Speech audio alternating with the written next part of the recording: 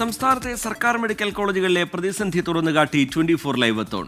Thrissur medical കോളേജിൽ ഹൃദയ ശസ്ത്രക്രിയകൾ നിർത്തിവച്ചിരിക്കുകയാണ്. കോട്ടയത്ത് ന്യൂറോ ശസ്ത്രക്രിയകൾ മുടങ്ങി. കളമശ്ശേരി മെഡിക്കൽ കോളേജിൽ പല വിഭാഗങ്ങളിലും സർജന്മാരില്ലാത്ത അവസ്ഥയാണ്.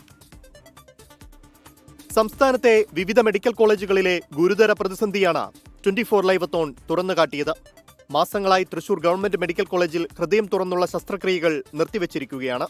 ശസ്ത്രക്രിയയ്ക്ക് ഉപയോഗിക്കുന്ന യന്ത്രം പ്രവർത്തിപ്പിക്കുന്നതിലെ സാങ്കേതിക തകരാറിനെ തുടർന്നാണ് ശസ്ത്രക്രിയകൾ അവതാളത്തിലായത്.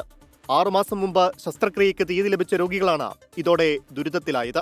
കോട്ടയം മെഡിക്കൽ കോളേജിൽ മതിയായ ഡോക്ടേഴ്സ് ഇല്ലാത്തതിനാൽ ന്യൂറോ വിഭാഗത്തിൽ ഉൾപ്പെടെ ശസ്ത്രക്രിയ മുടങ്ങി. ഡോക്ടർമാര് കാർഡിയോളജി വിഭാഗത്തിൽ കുറവുണ്ട്. മെയിനായിട്ട് വേണ്ടത് ന്യൂറോ സർജറി വിഭാഗത്തിലാണ്. അതിൽ നിലവിൽ 6 ഡോക്ടർമാർ ഉണ്ടായിരുന്നത്, അതിൽ 3 പേര് ട്രാൻസ്ഫർ ആയിപ്പോയി. ആകെ 52 ബെഡ് എവിടെ ഉള്ളൂ. അതിൽ 152 പേഷ്യന്റോളം അവിടെ വരുന്നുണ്ട്. അത് വരാന്തയിൽ കിടക്കുന്ന അവസ്ഥ ഉണ്ടാകുന്നു. ഒരു രോഗി വന്നു കഴിഞ്ഞാൽ, സാധാരണക്കാരൻ വന്നു കഴിഞ്ഞു കഴിഞ്ഞാൽ മെഡിസിൻ കിട്ടാത്ത അവസ്ഥ ഉണ്ടാകുന്നു. എറണാകുളം കളമശ്ശേരി മെഡിക്കൽ കോളേജിൽ ന്യൂറോളജി, യൂറോളജി, കാർഡിയോളജി വിഭാഗത്തിൽ സർജന്മാരില്ലാത്ത അവസ്ഥയാണ്. 2014 2 കോടി മുടക്കി ഉപകരണം വാങ്ങിയിട്ടും ശസ്ത്രക്രിയകൾ നടക്കുന്നില്ല എന്നാണ് ആക്ഷേപം. ന്യൂറോ സർജൻ ഇല്ലാത്തതിനാൽ മെഡിക്കൽ കോളേജിലെത്തി മറ്റാശുപത്രികളെ ആശ്രയിക്കേണ്ട അവസ്ഥയാണെന്നും രോഗികൾ പറയുന്നു.